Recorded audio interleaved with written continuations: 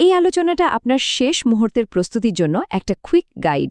চলুন সবচেয়ে জরুরি বিষয়গুলোতে ঝটপট একবার চোখ বুলিয়ে নেওয়া যাক। পিয়াজে, ভাইগটস্কি, কোহেলবার্গ, এত এত নাম আর থিওরি। মাঝে মাঝে মনে হয় না যেন একটা থিওরির মহাসমুদ্রে একা হাবুডুবু খাচ্ছি। এটা কিন্তু খুবই স্বাভাবিক। কিন্তু ভাবুন তো, এইসব কঠিন কঠিন থিওরিগুলোকে যদি মুখস্থ না করে একজন শিক্ষকের আসল কাজের জিনিস মানে একটা টুলকিট হিসেবে দেখি, কেমন হয়? চলুন এই টুলকিটটা আমরা একসঙ্গে গুছিয়ে নিই। তো সবার আগে আমাদের বুঝতে হবে সেই গোড়ার কথাটা, যেটা প্রত্যেকটা স্টুডেন্টকে গড়ে তোলে। কি সেই বিকাশের পেছনের রহস্য? চলুন জেনে নিই। দেখুন, কোনো শিশুর বিকাশ শুধু তার ডিএনএ বা শুধু তার পারিপার্শ্বিক অবস্থার উপর নির্ভর করে না। ব্যাপারটা অনেকটা এমন, ধরুন একটা গাছের বীজ হলো বংশগতি, আর মাটি, জল, আলো হলো পরিবেশ। শুধু ভালো বীজ হলেই যেমন হবে না, আবার শুধু ভালো পরিবেশ হলেও হবে না, দুটোই লাগবে। মানে বিকাশ হলো বংশগতি আর পরিবেশের গুণফল। এখন আমরা সেই সব মাস্টার মাইন্ডের সঙ্গে পরিচিত হব, যাদের আইডিয়াগুলো শুধু পরীক্ষার জন্য নয়, বরং ক্লাসরুমের প্রতিদিনের কাজের জন্য ভীষণ জরুরি। এই লিস্টে প্রথমেই যার নাম আসে তিনি হলেন জাঁ পিয়াজে। উনি আমাদের চোখ খুলে দিয়েছেন এটা দেখিয়ে যে বাচ্চারা কিভাবে ধাপে ধাপে চিন্তা করতে শেখে। তার দেওয়া জ্ঞানীয় বিকাশের স্তরগুলো কিন্তু পরীক্ষার জন্য খুব গুরুত্বপূর্ণ। এটা কিন্তু দারুণ মজার একটা ব্যাপার। খেয়াল করে দেখেছেন, ছোট বাচ্চাদের সাথে যখন আমরা টুকি খেলি, ওরা কেন এমন অবাক হয়ে হাসে? কারণ ওরা আস্তে আস্তে বুঝতে শেখে যে আরে, মুখটা তো শুধু ঢাকার জন্য, মানুষটা তো হারায়নি। এটাই হলো অবজেক্ট পার্মানেন্স। পিয়াজের মতে এটা কিন্তু ওদের জ্ঞান বিকাশের একটা বিরাট বড় লাফ। ওকে, পিয়াজে তো আমাদের দেখালেন বাচ্চার মনের ভেতরের জগৎটা। এবার চলুন একটু বাইরের দিকে তাকাই, মানে শেখার ক্ষেত্রে সমাজ বা অন্যদের ভূমিকাটা কি।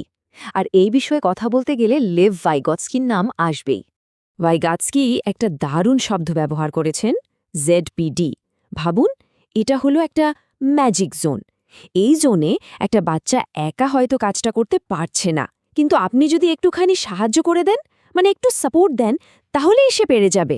একজন ভালো টিচারের কাজই হলো এই জোনটা খুঁজে বের করা। আচ্ছা, বাচ্চারা কিভাবে ভাবে, কিভাবে শেখে তা তো দেখলাম, কিন্তু তারা কোনটা ঠিক আর কোনটা ভুল এই বোধটা কিভাবে তৈরি করে? এই নৈতিক বিকাশের গল্পটাই আমাদের শুনিয়েছেন লরেন্স কোহলবার্গ। কোহলবার্গের একটা খুব ইন্টারেস্টিং স্টেজ হলো এই good boy nice girl orientation. মানে এটা খুব সোজা। এই বয়সে বাচ্চারা ভালো ব্যবহার করে কারণ তারা চায় সবাই তাদের বলুক, বাহ কি ভালো ছেলে মেয়ে। ওদের কাছে তখন নিয়ম মানা মানেই হলো প্রশংসা পাওয়া। তো এই বড় বড় থিওরিগুলো তো জানা হলো।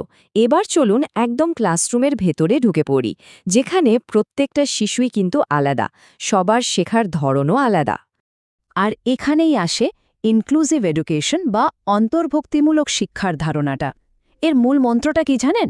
সিস্টেমের জন্য শিশুকে বদলানো নয়, বরং শিশুর প্রয়োজনে পুরো সিস্টেমটাকেই বদলে ফেলা। একটাই ক্লাসরুম হবে, আর সেটা হবে সবার জন্য। একজন স্মার্ট টিচার সবসময় এটা মাথায় রাখেন যে ক্লাসে 40টা বাচ্চা মানে 40টা আলাদা দুনিয়া। তাই এক মাঘের শীত জায়নার মতো এক পদ্ধতিতে সবাই শেখে না। কাউকে হয়তো ছবি এঁকে বোঝাতে হয়, কাউকে গল্প বলে, আবার কাউকে কিছু করতে দিয়ে। এটাই হলো আসল চ্যালেঞ্জ। এখানে একটা খুব জরুরি বিষয় মাথায় রাখতে হবে, যেমন ধরুন ডিসলেক্সিয়া। এটা কিন্তু কোনোভাবেই বুদ্ধির অভাব নয়, এটা পড়া বা বানান করার একটা নির্দিষ্ট সমস্যা। ঠিক যেমন ডিসগ্রাফিয়া হলো লেখার সমস্যা, আর ডিসক্যালকিউলিয়া হলো অঙ্কের সমস্যা। স্টুডেন্টদের তো বুঝলাম, এবার আসা যাক টিচারের নিজের কারুকার্যের দিকে, মানে সেই সব ম্যাজিক কৌশল যা দিয়ে একটা ক্লাসকে জীবন্ত করে তোলা যায়। ভাইগটস্কির দেওয়া এই স্ক্যাফোল্ডিং কনসেপ্টটা কিন্তু দারুণ কাজের। ব্যাপারটা ঠিক সাইকেল চালানো শেখানোর মতো। প্রথমে আমরা পেছন থেকে ধরে রাখি, বাচ্চাটা একটু ব্যালেন্স পেয়ে গেলেই আস্তে করে হাতটা সরিয়ে নিই। ক্লাসরুমেও ঠিক তাই, শিক্ষক প্রথমে একটু সাপোর্ট দেন, তারপর ছাত্রছাত্রী নিজে নিজেই কাজটা করতে শিখে যায়। এবার একটা খুব গুরুত্বপূর্ণ প্রশ্ন, আমরা কি চাই ছাত্রছাত্রীরা শুধু পুরস্কার বা ভালো গ্রেডের জন্য পড়ুক, নাকি তারা পড়ার আসল আনন্দটা খুঁজে পাক? প্রথমটা হলো বাহ্যিক প্রেরণা, যেটা অল্প সময়ে কাজ করে, আর দ্বিতীয়টা হলো অভ্যন্তরীণ প্রেরণা, যা একবার তৈরি হয়ে গেলে সারা জীবন থেকে যায়। একজন শিক্ষকের আসল সাফল্য কিন্তু এখানেই। আচ্ছা, ভাবনারও কিন্তু দুটো ধরন আছে। একটা হলো অভিসারী বা কনভার্জেন্ট, মানে অনেকগুলো তথ্য থেকে একটা মাত্র সঠিক উত্তরে পৌঁছানো, যেমনটা আমরা বেশিরভাগ পরীক্ষায় করে থাকি। আরেকটা হলো অপসারী বা ডাইভার্জেন্ট, মানে একটা সমস্যা থেকে হাজারটা সমাধানের রাস্তা খোঁজা। আর জেনে রাখুন, সৃজনশীলতার জন্ম কিন্তু এই ডাইভার্জেন্ট থিঙ্কিং থেকেই হয়। এই কথাটা শুনুন তো, ছেলেরা অঙ্কে ভালো আর মেয়েরা গানে ভালো। খুব পরিচিত শোনাচ্ছে, তাই না? ক্লাসরুমে বা তার বাইরে প্রায়ই তো শোনা যায়। কিন্তু একজন শিক্ষক হিসাবে এটাকে কিভাবে দেখা উচিত? এর একটাই উত্তর, এটা একটা জেন্ডার স্টেরিওটাইপ, মানে একটা ভিত্তিহীন পক্ষপাত দুষ্ট ধারণা। একজন আধুনিক এবং কার্যকর শিক্ষকের প্রথম কাজই হলো এই ধরনের চিন্তাভাবনাকে ক্লাসে চ্যালেঞ্জ করা, আর এটা নিশ্চিত করা যে প্রত্যেকটা শিক্ষার্থী যেন তার লিঙ্গের কারণে কোনো সুযোগ থেকে বঞ্চিত না হয়।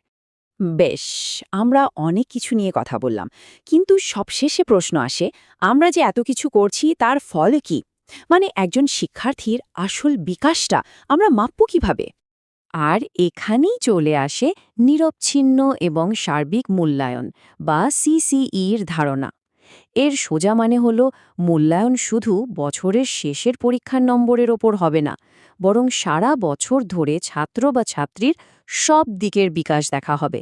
তার পড়াশোনা, খেলাধুলো, আবেগ, ব্যবহার সবকিছু। মানে শুধু খাতার নম্বর নয়, পুরো মানুষটাকেই গুরুত্ব দেওয়া। তাহলে এত সব থিওরি, কৌশল আর মূল্যায়নের পর আমরা কোথায় এসে দাঁড়ালাম? একজন শিক্ষকের আসল ভূমিকাটা তাহলে কি? তিনি কি শুধু তথ্য দেন?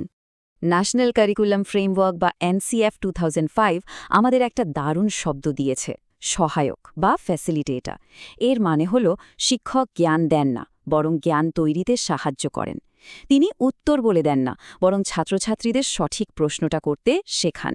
তিনি এমন একটা পরিবেশ তৈরি করেন যেখানে শেখাটা একটা আবিষ্কারের মতো আনন্দের হয়ে ওঠে। এটাই একজন আধুনিক শিক্ষকের চূড়ান্ত পরিচয়।